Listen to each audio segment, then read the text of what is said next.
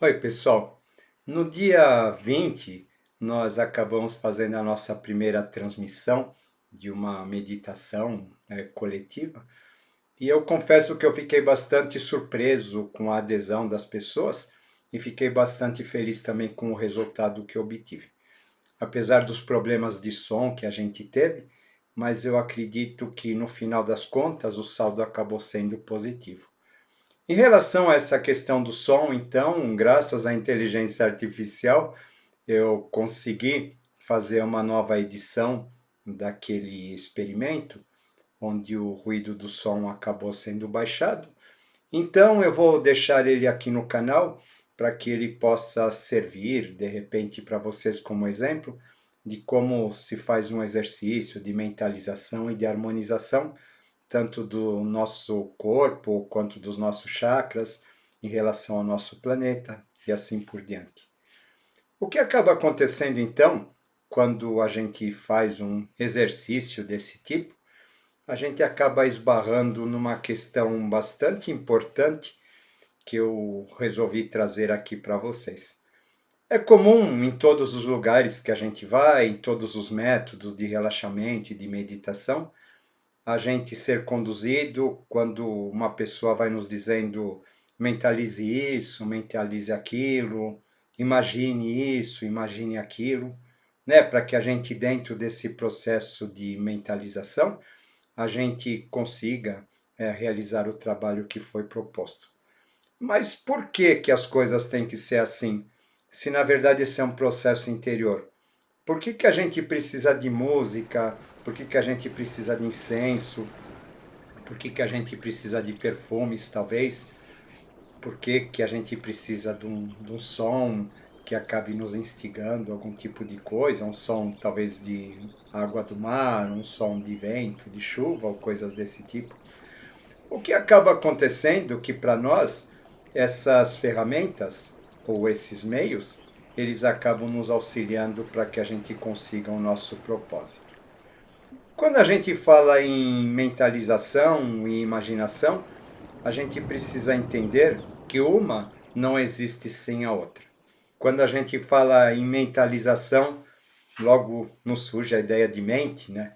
E a mente, na verdade, ela é lógica, ela é racional. A mente, na verdade, ela vai estar presa aos resultados, vai estar presa aos objetivos daquilo que a gente se propõe. Enquanto a imaginação, ela já parte por outro caminho.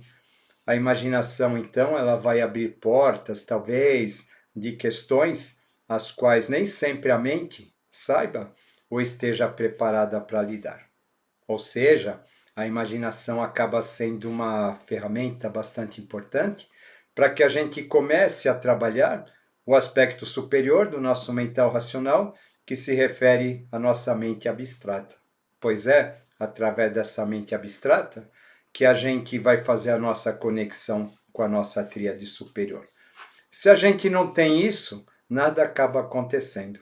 Não é possível que a gente apenas, através de uma simples leitura, ou que a gente, através de uma simples mentalização racional e crua, que a gente chegue em algum lugar.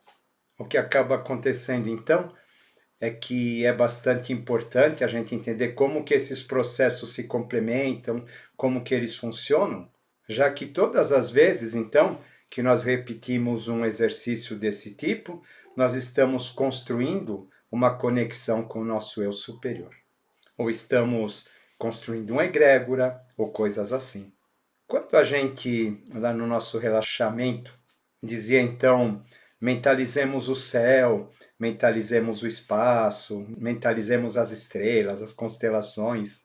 Nesse momento, nós estamos usando a nossa imaginação, mas apenas a nossa imaginação não basta. É necessário que todas as vezes que a gente fizer um exercício desse tipo, que a gente coloque os nossos sentidos em atividade. E para que a gente coloque esses nossos sentidos em atividade, é necessário que a gente aguce ainda mais a nossa imaginação. Como seria a ambiência desse espaço? Como seria o som que emite esse espaço? Que sensação eu teria na minha pele eu teria no meu corpo ao adentrar nesse espaço?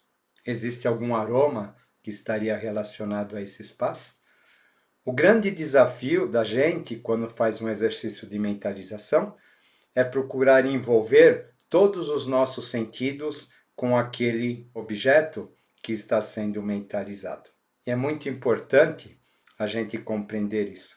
Não basta eu dizer assim, mentaliza no espaço, mentaliza uma luz, a luz está descendo. Funciona, funciona. Mas se a gente tiver realmente essa ativação dos sentidos, vocês vão perceber que a questão ou a vivência que envolve tudo isso é muito mais intensa, acaba sendo muito mais profunda. Porque no momento em que nós estamos fazendo isso, o nosso cérebro está acreditando que está vivendo essa situação verdadeiramente. Já que o nosso cérebro, ele não sabe a diferença entre a realidade e aquilo que nós imaginamos. Porém, para que isso aconteça, é necessário que a gente coloque todos os nossos sentidos em atividade dentro dessa imaginação. E é claro que, juntamente com isso, a nossa emoção também precisa estar bastante envolvida com esse clima que nós criamos em função dos nossos sentidos ativados. Vocês percebem? É uma imensa diferença. Quando a gente faz uma yoga, por exemplo, onde diz assim, mentalizemos o elemento pedra, né, em determinada parte do corpo, não basta a gente simplesmente mentalizar uma cor ou alguma coisa desse tipo. É necessário que a gente sinta aquele elemento verdadeiramente vibrando naquela parte do nosso corpo. O mesmo em relação ao elemento água, o mesmo em relação ao elemento fogo, o mesmo em relação ao elemento ar.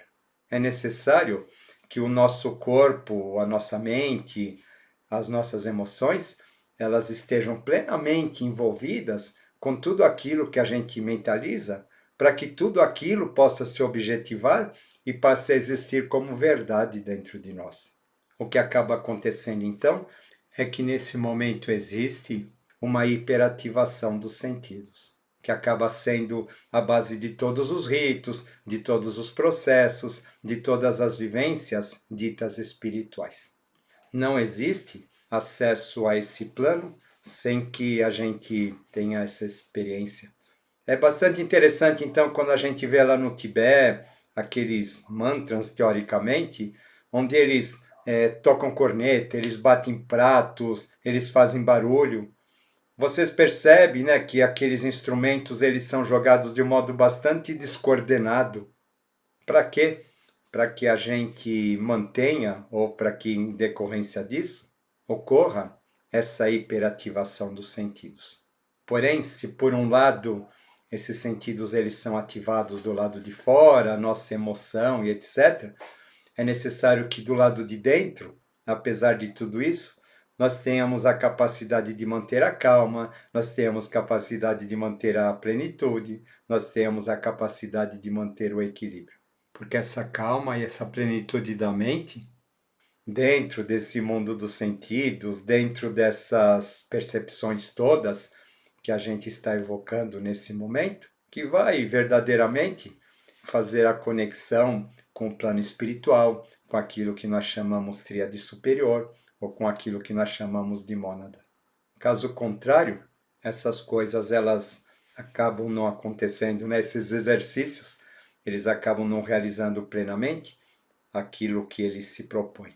Eu estou falando isso porque existem ideias, se vocês toparem, de a gente eventualmente, em algumas datas importantes, voltar a fazer esse tipo de mentalização.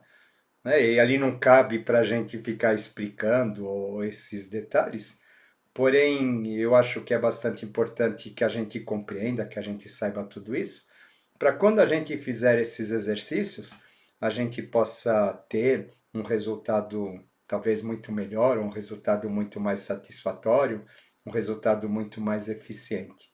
Em termos de vivência espiritual, o que acaba fazendo com que essa proposta ela cumpra a finalidade para a qual ela foi criada. Muitas vezes, então, a gente acaba fazendo determinados exercícios que a gente sente que não não obtemos aquele resultado esperado, isso acontece devido exatamente a esse fator. Porque é necessário que a gente tenha todo um trabalho emocional, todo um trabalho sensorial a respeito daquela questão que está sendo proposta e que a gente mude a nossa maneira de perceber, a nossa maneira de sentir determinadas questões, para que ela realmente ela possa se modificar, ela possa se transformar em nossas vidas. Por exemplo, quando a gente vê um mapa astral, ele é bastante eficiente em mostrar esse nosso mecanismo de percepção das coisas, porque ele vai nos dizer, enquanto a gente perceber a coisa dessa determinada maneira, enquanto a gente perceber essa questão dentro desse determinado prisma, dentro dessa determinada história, dentro dessa determinada emoção, dificilmente as coisas elas vão mudar, porque é necessário toda uma modificação da nossa visão perante o mundo, para que o mundo, de uma certa forma, acabe se modificando do lado de fora. Aí a gente acaba caindo naquela questão de nova era. O que é uma nova era? Uma nova era implica numa nova maneira de ver e de sentir as coisas, uma nova maneira de perceber o mundo dentro de uma outra consciência. Caso contrário, a nova era não chega e as coisas elas não mudam. Por isso, então, nós somos solicitados, embora não de um modo espontâneo, a passar por toda uma série de provações ou uma série de dificuldades, onde nós somos obrigados a rever os nossos valores, onde nós somos obrigados a rever as nossas emoções, onde nós somos obrigados a nos rever como um todo, conforme a gente vem falando aqui nos vídeos do canal. Porque caso isso não aconteça, esse novo jamais chegará.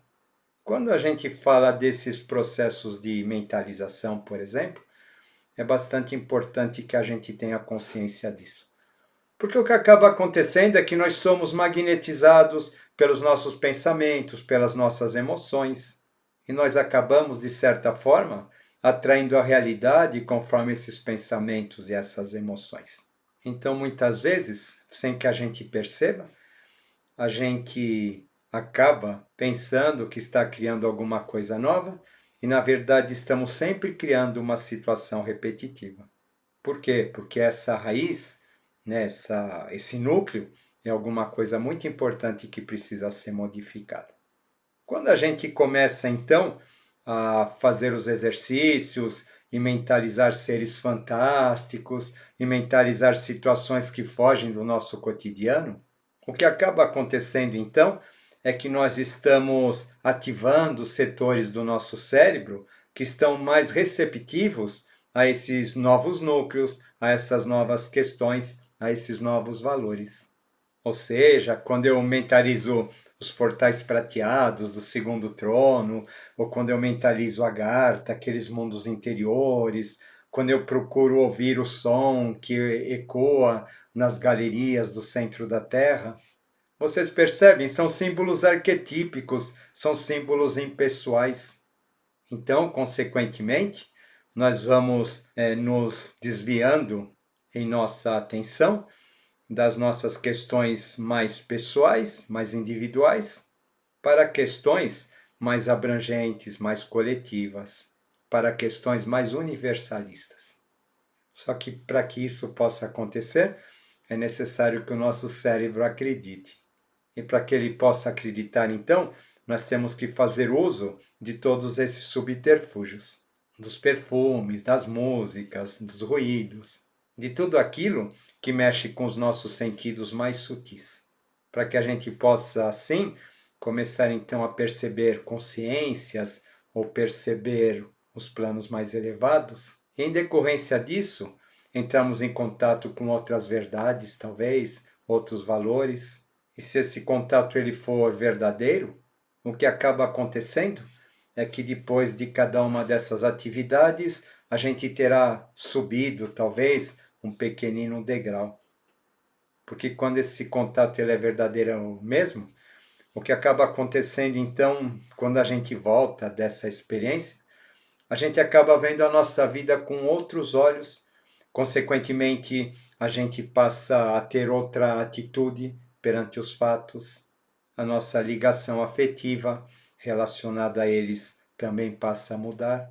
Em decorrência disso, nós mudamos e passamos a atrair uma nova realidade.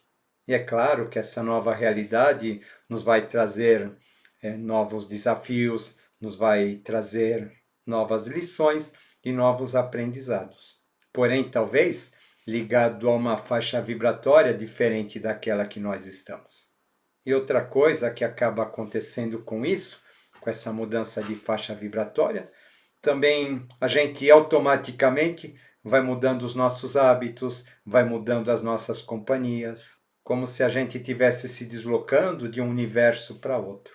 Isso, na verdade, acredito que talvez seja algo que não termine nunca, porque esse deslocamento através de vários planos, de várias percepções de verdade, de várias maneiras de ver e sentir o mundo, acaba fazendo com que a gente estabeleça dentro de nós uma visão mais humanista e mais universal. A gente vai saindo cada vez mais da nossa individualidade e vai abrangendo cada vez mais outros níveis ou percepções de mundos e de maneiras de ver. Na mesma proporção de que, para que a gente possa atingir o pensamento universal, é necessário que a gente conheça a universalidade do pensamento. E assim, dessa maneira, a gente vai se transformando aqui nesse chamado caminho espiritual ou nesse caminho iniciático. Ou seja, não existe evolução espiritual sem que haja uma profunda revisão dos nossos sentidos, sem que haja uma profunda revisão dos nossos valores. Mas para isso é necessário que eu descubra, aí entra a questão mente, eu descubra racionalmente como eu vejo isso, como eu sinto aquilo. É necessário que a gente faça uma análise meio afastada da questão emocional para que a gente possa se entender melhor. Porém, a gente não pode ser o nosso juiz, a gente não pode ser o nosso inquisidor, porque isso também não é parâmetro de evolução espiritual de ninguém.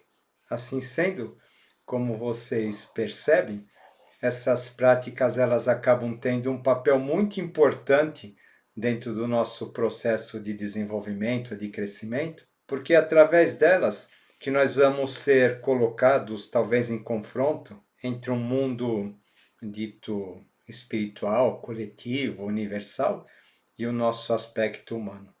Mas aí muitas pessoas dizem assim, René, mas essa questão da imaginação, não é perigoso isso? A gente se atirar nos nossos devaneios, talvez, nos nossos delírios? O que acaba acontecendo é que, na verdade, tudo existe no plano da mente, tudo existe no plano da imaginação. A gente simplesmente acessa esse ou aquele plano. Agora, se eu acesso isso ou se eu acesso aquilo, por esse ou por aquele caminho, é porque, na verdade, isso está dentro de mim. Ou seja, no momento em que eu estou fazendo um exercício desses, eu estou abrindo as portas para que eu possa me projetar para mim mesmo, para que eu possa ter contato com o meu mundo interior, para que eu possa descobrir quem eu verdadeiramente sou. Por isso, muitas vezes, essas experiências elas podem ser desagradáveis, elas podem nos parecer difíceis no momento. Tudo vai depender da maneira como nós nos vemos e se nós realmente queremos nos ver ou não. Basta a gente colocar a nossa mente em ação no momento em que a gente está avaliando toda essa experiência. Aí sim, estamos usando o verdadeiro sentido da palavra mentalizar, que é quando a nossa mente ela vai entrar em ação em decorrência de uma percepção e a partir daí ela vai passar por um processo, um autoprocesso de reformulação. Isso pode parecer muito confuso, mas com o passar do tempo a gente percebe que acaba sendo muito mais simples do que parece. Ou seja, como vocês podem perceber, um simples exercício acaba abrindo espaço para a gente pensar ou para a gente questionar a respeito de todos esses valores, de todas essas questões. E quando a gente está fazendo isso, a gente começa a pensar, sentir em termos mais abstratos, aí nós estamos ativando o meridiano direito do cérebro, que a gente usa muito pouco, e a partir do momento, então, em que esse meridiano ele vai sendo desenvolvido, vai havendo uma melhor interação entre os dois lados do nosso cérebro e uma melhor conexão. E quando ocorre essa conexão, a gente pode dizer, então, que aquilo que nós chamamos de bem, que aquilo que nós chamamos de mal dentro de nós, está entrando em profunda neutralidade. E somente quando nós atingimos essa neutralidade, somente quando nós atingimos essa impessoalidade, é que realmente adquirimos condições de comungar com o nosso eu universal. Fica aí então mais um tema para a gente pensar. Espero que todos tenham gostado. Mente livre, coração leve, vamos que vamos e até a próxima.